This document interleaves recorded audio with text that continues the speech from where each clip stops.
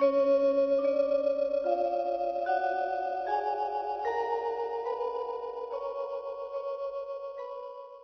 บFCมื้อนี้ได้มาติดตามแนวทางกับแม่นางตะเคียนชื่อแม่ทองติแม่ทอง แม่ทองที่วัดยังก็วัด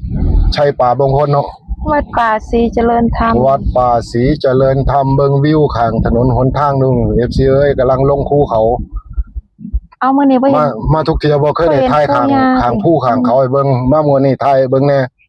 น้องแนบเห็นปู่ย่าบ่ในน้ำบ่นี่เอาส่องหาเบิ่งดูเห็นบ่ขึ้นบ่ข้าปู่ขึ้นมาฮับมาข้าเพิ่นมาฮับมาตอนมาฮับมาตอนซองมึงดูถนนก็พอดีเลยเนาะรถนี่เนาะ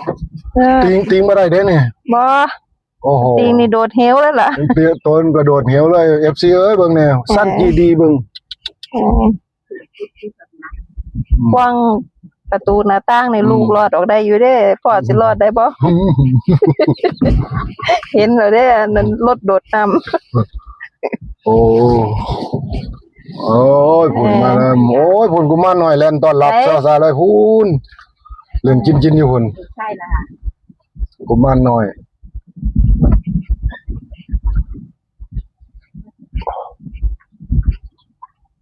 วิวก็งา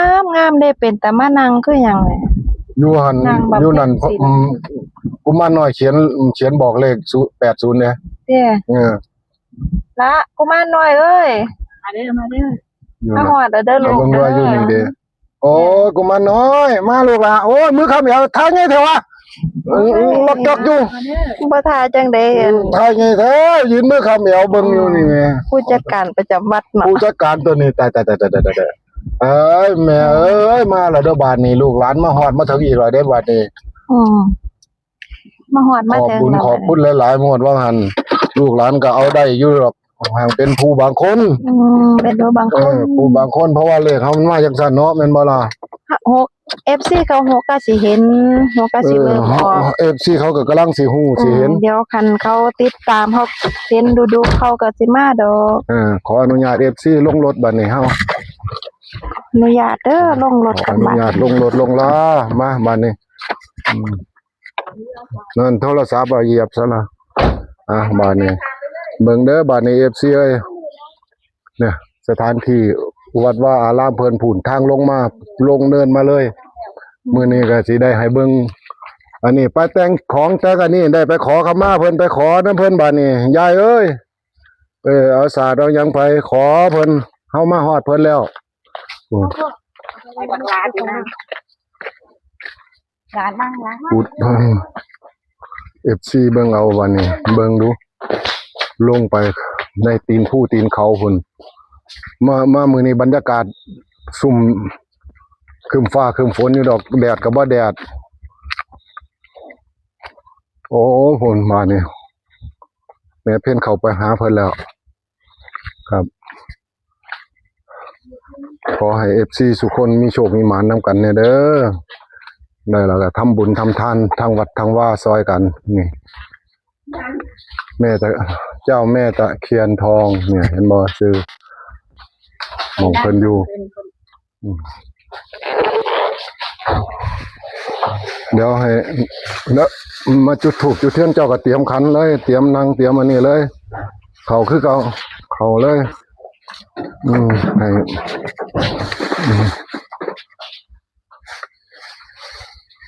เดี๋ยวจะให้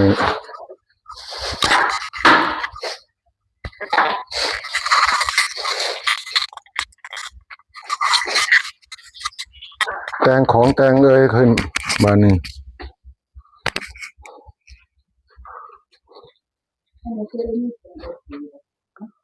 บ่อย่าไปทำให้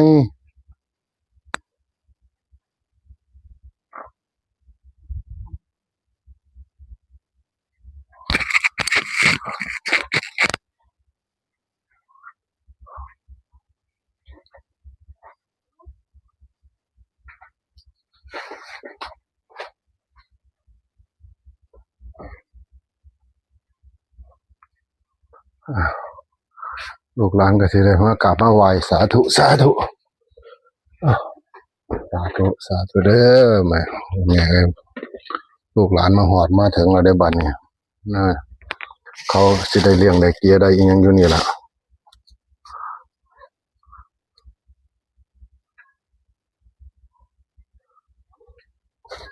มีทูบเดี๋ยวลูกหลานขอไหว้ก่อนหมู่ให้เขา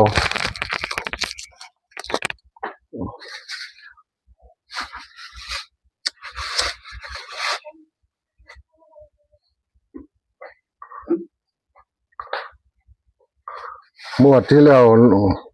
เลขทูบ095อย่างงาม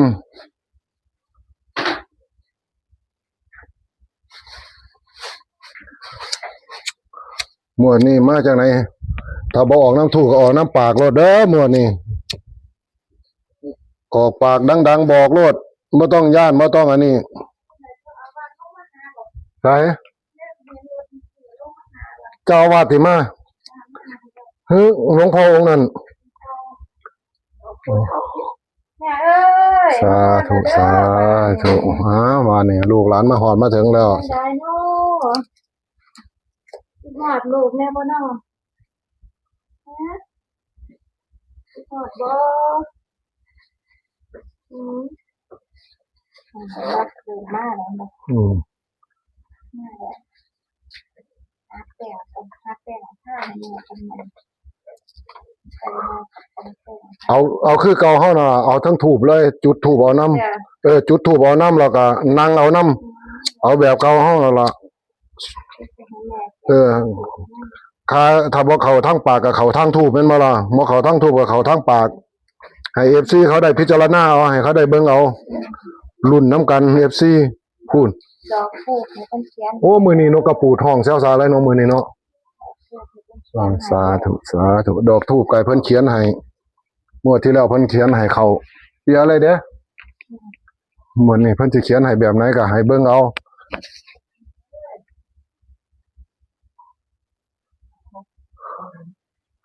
หลวงตาเพิ่นลงมาเบิ่ง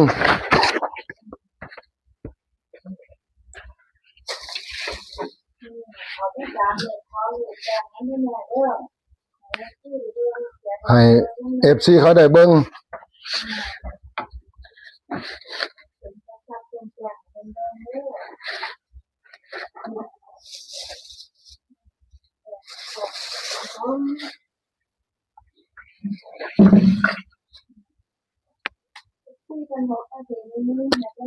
งวดแรกกำลังเข้างวดวังหัน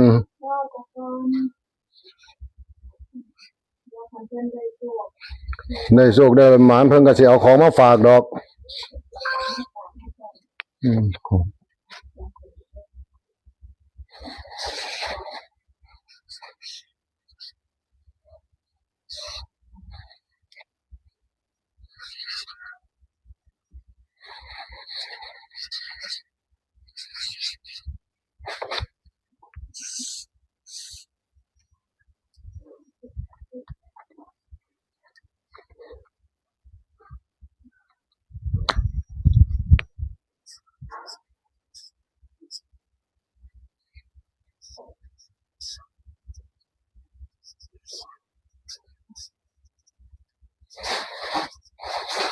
คือใส่น้ำว่าน้ำไปเห็นไหม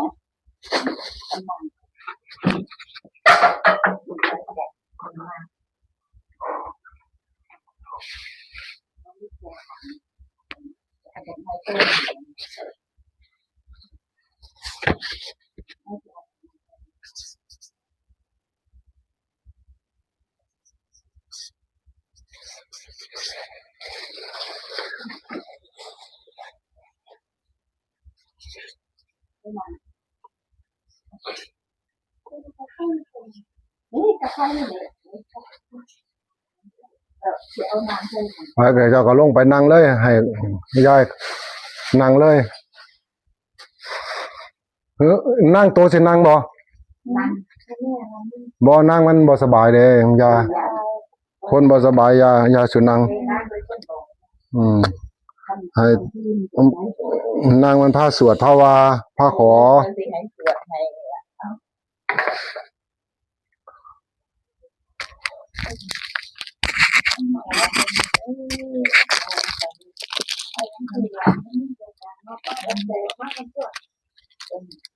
ถ้าอยากมีก็ปล่อยมาตัวทีเมื่อตั้งอันอยู่นั่นน่ะละ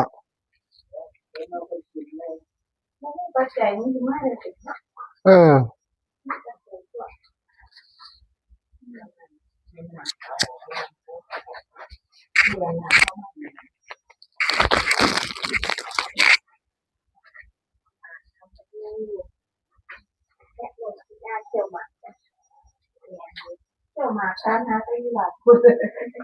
เที่ยวมาก็มาก็พูเข้ามาคำพูมาฝากมาตอนเบิดละมื้อนี้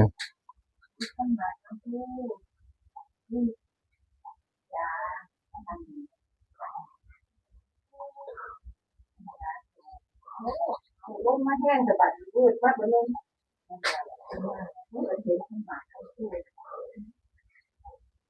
เขาได้แบบนี้นะ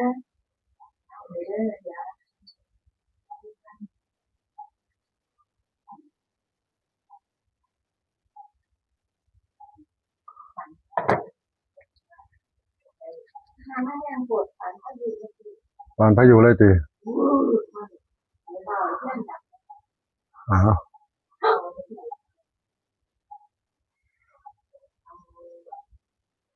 ขอมันหมานขออันนี้เลย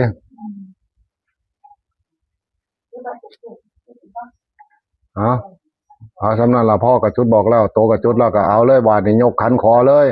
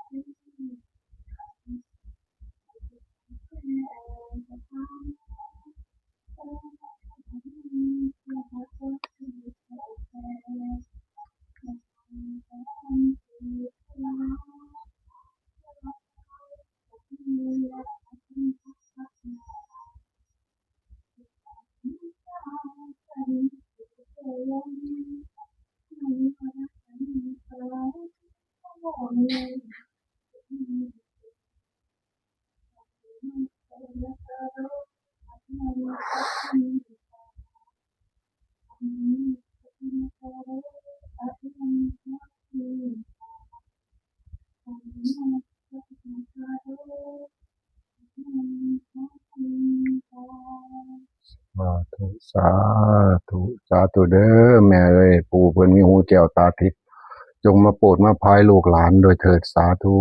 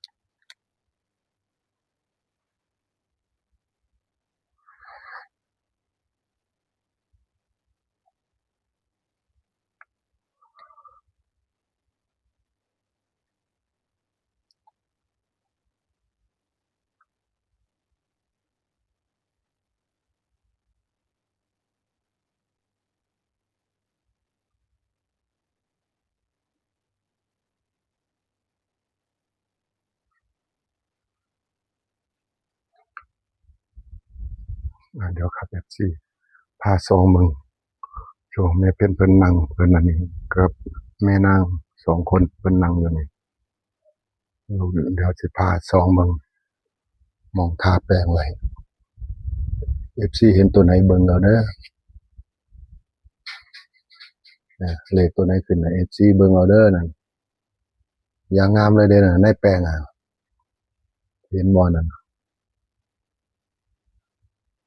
โอ้อย่างงามเลย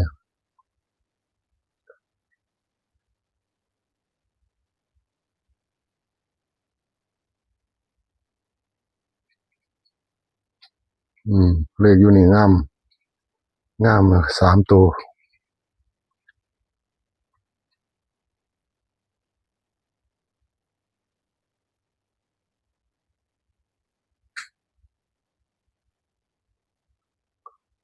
เบิ่งบัดนี้ถ้าไว้ทั้งนี้นะแม่นบ่ถ้ามองเดียวสิ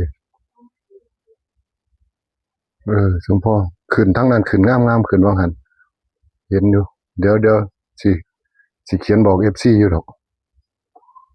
เห็นอยู่ในขอนไม้อยู่ในเฮียนเพิ่นนี่เดี๋ยวเบิ่งส่วนนี้เลยมีบ่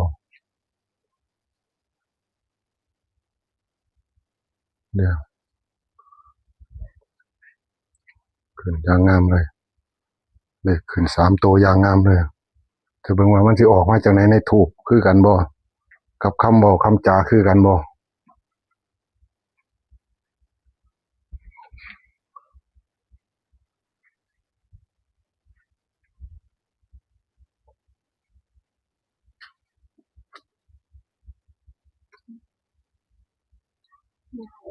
มาหมดมาใส่เด้อดีจังไดเนาะดีใจบ่เนาะ ดีใจน้ำลูกน้ำหลานแน่บ่ หลานบ่มาเดี๋ยวต้องกินหอดบันเทิงมาหาถ้าอยู่เขาก็ยังบ่เข้ากัน เกือบเข้ามาบ่ได้ เดี๋ยวก็มาบ่ได้ตกอีกก่อน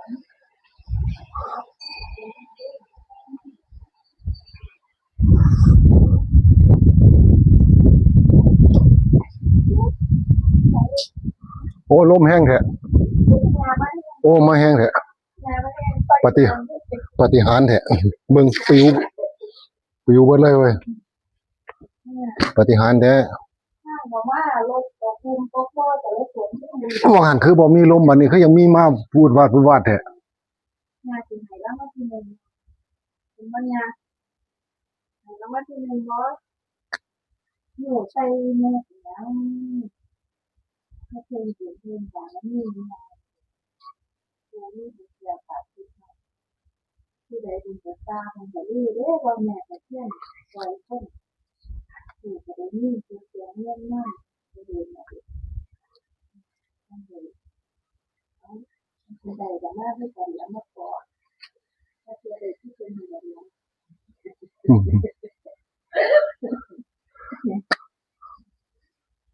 ยังใส่ว่าเด็กที่เป็นใครที่ตัดเด็กที่ทุกอย่างนี้ปัจจัยเลยต้องอยู่ที่ตัด ที่ล็อกไว้ของเลขทูปต่างหาก เพิ่นถือเป็นเด็กต้องหาตัว ช่องข้างล่างนี่เลขเห็นในขอนไม้เด้อ FC เห็นในขอนไม้เห็น เขียนไว้ตัวน้อยๆเอาเห็นในขอนไม้เห็นในขอนเห็นในขอนไม้เห็นในขอนไม้ เนี่ยเด้ออันนี้มันมาหาเลยแล้วเดินทางมาจะไกลเด้อมาจะดีล่ำคนน่ะลากรถข้างป้ากับตัวเกิดเด้อเลย แม่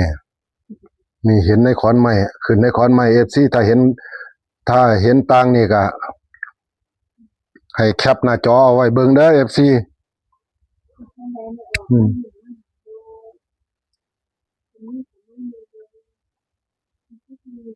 ให้เบิ่งเอา อันนี้เห็นในขอนไม้เดี๋ยวถ้าเบิ่งเลขทูปกับเลขออกปากแม่เพ็ญเพิ่นบ่มีที่อยู่นี่ มีสภาพคล่องก็จะโอนตามสีต่างโรงเรียนอย่างแบบการควบคุมเรื่องนะ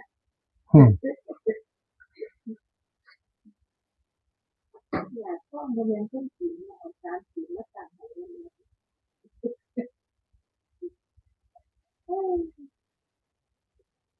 เดี๋ยวก็ได้ดีเองดอก เพราะว่าสีเนี่ยจะเป็นข้อม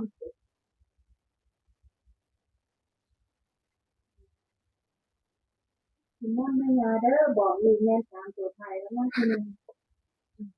บอกว่างานมันจะไม่ออกที่ออกที่จะไปเรียนเราจะไปนั่งเรียนกันแล้วที่จะเรียนกันนี่ถ้าเขาต่างเขามาเดิน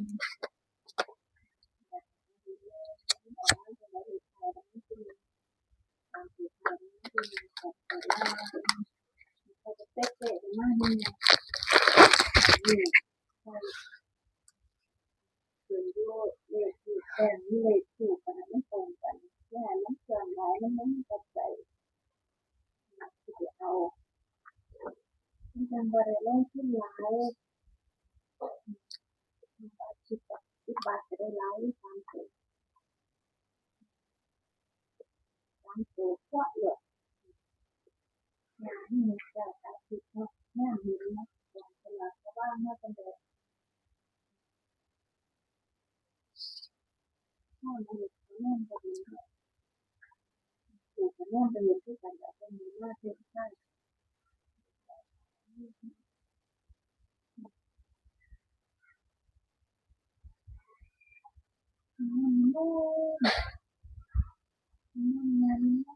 ดอกมันอะไรอยู่ทางร้านเลยมาได้ต้องคิดหอดที่เจอหญ้านี่มากแต่เย็นมากดูสิเต็มมากแต่ละเกิดที่ไหนเดินมาหลบที่ต้นไม้เราเล็กแล้ว เขาแล้วกัดเขาแล้วนะ ใส่เหี่ยวกว่า เขาแล้วนะ กว่าอยู่ มาแล้วนะมาแล้วมาแล้วนะมาแห้งๆมุ่น มาแล้วถามมึงได้ตัวไหน ผู้ใดโน้มันงาคิดหอดลูกบ่คิดหอดจังได๋คิดหอดเนี่ย ได้ตัวไหนบอกถามมาตัวไหนปล่อยตัวไหนใหายมวดนี่ออกมาเด็ดเบิ่งดู 3 ตัวได้ยัง 3ตัวเบิ่ง 520 เอาเลย52 520บ่เนี่ย 520 2ตัวเด้อ 2ตัวนี้ได้กินบ่ 520 โอ้สวยเพิ่นแท้ๆวะ 2ตัว30 เอาปังๆเนาะวันนี้เนาะ 2ตัว3 มาดูจุดแดงที่ปวดมัน 0เดี๋ยวสิตัดให้เพิ่นเนาะวันนี้เนาะตัดเลขตัวนี้เนาะ52เนาะ52 น้ำแดงนี่ข้าวหมากมาก่อนด้วย 50 ข้าวหมากก็50แล้วก็20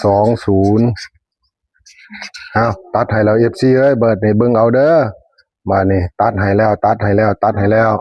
เลขทูปเด้บัดนี้ เอาเลขถูกมาเดี๋ยวเบิ่งเพิ่นหาสมุด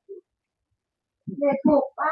ดยังมีตัวหนึงกำลังคลอดพ่อ ออกมาจากตัว 62ออกมาแล้วพ่อตัว3ที่เป็นเลข7 แม่นบ่ คิดว่าเบิ่งเอา นี่หยัง2หยัง 62ตัวที่3กำลังเพิ่ม 6 อยู่ในเลข7นี่นะ 2 62หยังแล้ว เอาขอล้างก่อนล้างสิเมื่อย อันนี้ลูกก็ขอหลักจะได้บัดนี้มาเด้อบริจาคเด้ออันนี้ลงทุนล้างสิเมื่อยขอล้างล้างสิเมื่อยคล้ายๆกันเบิดเลย มาเบิ่งเอาอยู่ถูกไปยังมาขายเด้อ แม่นบ่ เดี๋ยวมาเบิ่งเอาวันนี้เฮาแบบทะลุเลยล่ะ ดักไว้ทะลุเลยนี่ ตามทะลุเลยวันนี้ก็สิมาตรงกันยาลงแล้วเนาะไอ้อยู่เด้ยายังซึมๆอยู่เด้อ เบิ่งดูเบิ่งเลขหยัง มาเบิ่ง เดี๋ยวสิไปทายเอาดอกเบิ่งบอกก่อน 627ค่ะ 627 ระวังเลข8มันแน่ 627 8ที่ฟังเลข7ระวังมันแน่ 627เอาแล้วพี่น้องเอ้ย FC บัดนี้เบิ่งเอาตัดเอา627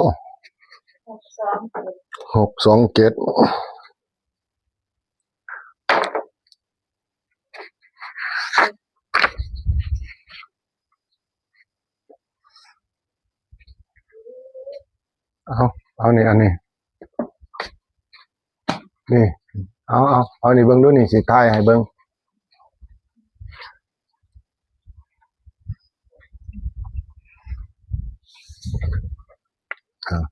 FC เบิ่งเอาเด้อบัดนี้เดี๋ยวสิขยายให้เบิ่ง FC ถ้าแคปหน้าจอเอาเลขออกปากคือ520กับ30ผมตัดให้52 50 020เลขทูป 627เลขขึ้นน้ำขอนไม้ที่ผมเห็นนั่น8380ครับผม FC ถ้าผู้ใดเห็นในขอนไม้ให้แคปหน้าจอเด้อเดี๋ยวเบิ่งบาดนี้สิให้ไปเบิ่งในขอนไม้ชัดๆบาดนี้ให้แคปหน้าจอในขอนไม้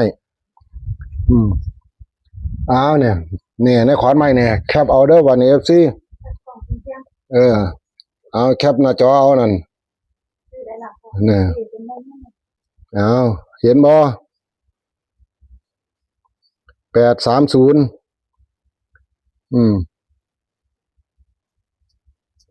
ถ้าผู้ใดเห็นต่างนี่ก็ของจังว่ากันเอานั่น380บ่แม่น380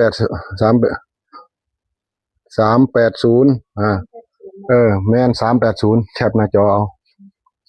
ก็ติด30คือเก่าใส่บัดนี้เลขทูปเฮาจุดอยู่ไสในอ่างเอานั่นบัดนี้627 FC เอาแคปหน้าจอเอานั่นขึ้นอย่างตรงงามเลยสวยงามผู้ไหนสิไปทางลาวทางไทยก็ไปญาเพิ่นให้จังซั่นเพิ่นโปรดภายออกมาแล้วบาดนี้เบิ่งเอาบาดนี้นี่ล่ะหม้องเพิ่นอยู่เพิ่นเศร้าใช่โอ้ยเพิ่นบ่ฮู้คือกันเพิ่นเฮ็ดไว้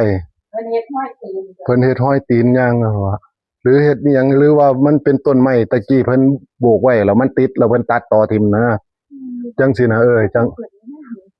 นี่ล่ะหินตัวนี้หินตกแต่งตัวนี้มันไหลลงมานี่หม้องนี้เพิ่นเป็นที่ตกแต่งนี่วางนี่มันก็เป็นหินภูเขานั่นล่ะแต่ว่าเพิ่นมาตกแต่งวางนี่นี่ศาลเพิ่นอันนี้ศาลแม่นางตะเคียนเพิ่นอยู่นี่สาธุเด้อศาลเจ้าแม่นี่เพิ่นอยู่นี่นี่เพิ่นอยู่ใส่นิดหน่อย